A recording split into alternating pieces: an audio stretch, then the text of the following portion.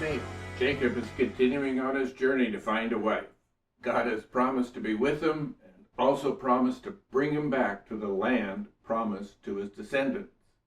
Well, this is kind of a joyful experience for Jacob when he arrives in Haran.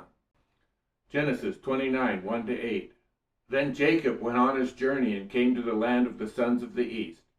He looked and saw a well in the field, and behold, 3 flocks of sheep were lying there beside it, for from that well they watered the flocks. Now the stone on the mouth of the well was large.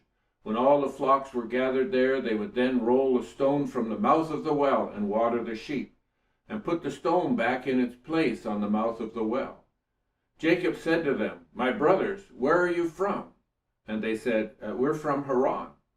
He said to them, "Do you know Laban, the son of Nahor?" And they said, "We know him." And he said to them, "Is it well with him?" And they said, "It is well. And here is Rachel, his daughter, coming with the sheep." He said, "Behold, it is still high day. It's not time for the livestock to be gathered. Water the sheep and go pasture them."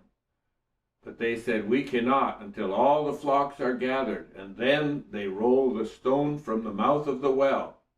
Then we water the sheep." Now God has blessed Jacob, and after traveling about 430 miles or so, he came to a well where the shepherds knew Laban. The blessing that comes to Jacob is so similar to the blessing Abraham's servant had when he went to Haran for a wife for Isaac. It's already evident that God is watching over Jacob as he has promised. In Genesis 28, verse 15, it says, "Behold, I am with you and will keep you wherever you go and will bring you back to this land, for I will not leave you until I have done what I have promised you." Well, during those days, a large stone was placed over the well to protect the water from evaporation, from filling up with blowing sand or other contaminants. It was also there for safety, preventing people and animals from falling into it. It might have been there to deter theft, I don't know. Water was a valuable source. Now Jacob, he's wondering, why don't you guys just water the sheep and go on out back to the pasture? These shepherds don't take offense, but they let him know that they're waiting for all the shepherds to arrive so that they'll water the sheep all at one time. It could be removing the rock once a day. That was enough. They don't want to remove it anymore. And they just watered all the sheep at the same time. I don't know, but they were waiting. I think sometimes preachers give Jacob a little bit of a worse reputation than he should have.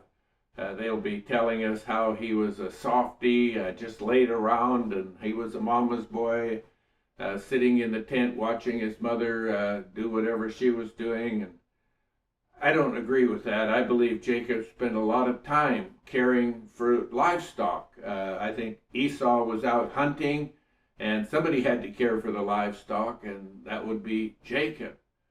Genesis 29, 9-14. Now while he was still speaking with them, Rachel came with her father's sheep, for she was a shepherdess. And it came to pass, when Jacob saw Rachel, the daughter of Laban, his mother's brother, and the sheep of Laban, his mother's brother, that Jacob went near and rolled a stone from the well's mouth, and watered the flock of Laban, his mother's brother. Then Jacob kissed Rachel, and lifted up his voice and wept. And Jacob told Rachel that he was her father's relative, and that he was Rebekah's son. So she ran and told her father. Then it came to pass, when Laban heard the report about Jacob, his sister's son, that he ran to meet him, and embraced him, and kissed him, and brought him to his house. So he told Laban all these things. And Laban said to him, "Surely you are my bone and my flesh." And he stayed with him a month. Jacob had a purpose. He came to find a wife for himself. Jacob showed that he was a strong 77-year-old man by rolling the large stone away. Not only that, he was a gentleman, and he watered the sheep for Rachel. Now when Abraham's servant went for a wife for Isaac, it was kind of a different story there. It was Rebekah who watered the camel for the servant. Now Jacob, he has no gifts to bring or to give Rachel like Abraham's servant gave to Rebekah and her family. Jacob came with nothing, and he only has himself to offer. So here we see a comparison to Jesus. Like I said from the beginning, I want to see Jesus in everything we read. Jesus didn't come with riches either, but Jesus came with himself and offered up himself for us. Rebekah is not concerned about gifts at this time, but she's excited to find that Jacob is her relative and runs off quickly to tell her father. Aren't we not excited about gifts from Jesus? We're excited that he came and gave his life for us that we might have eternal life. And we run off and tell everybody that Jesus has come and saved my soul, and I have eternal life. Laban's response is good, and he invites Jacob to stay with him. Now, staying with Laban for a month and serving him, it's going to give Jacob an opportunity to show Laban what type of person he is. In Genesis 29:15-20, it says, "Then Laban said to Jacob, 'Because you are my relative, should you therefore serve me for nothing? Tell me, what shall your wages be?' Now Laban had 2 daughters. The name of the older was Leah, and the name of the younger was Rachel. And Leah's eyes were weak, but Rachel was beautiful of form and face. Now Jacob, he loved Rachel, so he said, 'I will serve you 7 years for your younger daughter Rachel.' Laban said, 'It is better that I give her to you than give her to another man. Stay with me.' So Jacob served 7 years for Rachel, and they seemed to him but a few days because of his love for her." Well, by now, Laban knows what type of a worker Jacob is. He's been working for him for about a month, just free gratis. And you don't hire a person that doesn't want to work.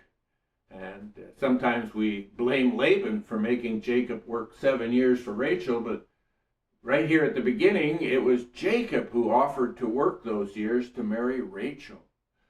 Jacob, he has no dowry to offer, so this 7 years of service was what he was looking at as his dowry, that he might be able to marry Rachel. This proposal of marriage was between Jacob and Laban. Rachel wasn't invited to the conversation, and she wasn't even asked if she wanted to marry Jacob. So Jacob, he's around Rachel for 7 years, and during that time, it says his love grows for her. They seemed to him but a few days because of his love for her. Now in verse 17, we read that Leah's eyes were weak.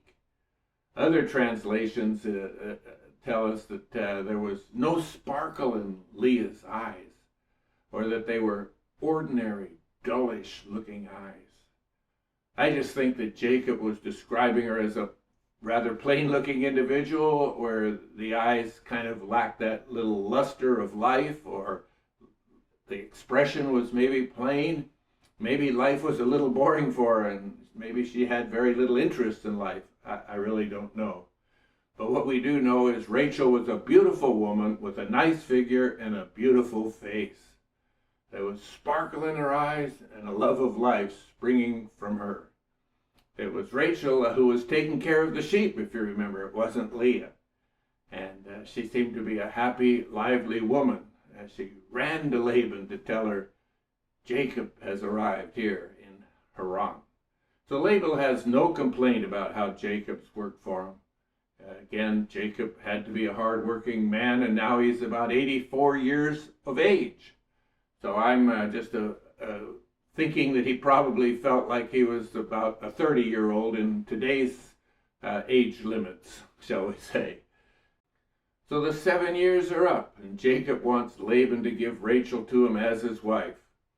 Well, you'll have to turn into the next episode. That's where we find out how that works out.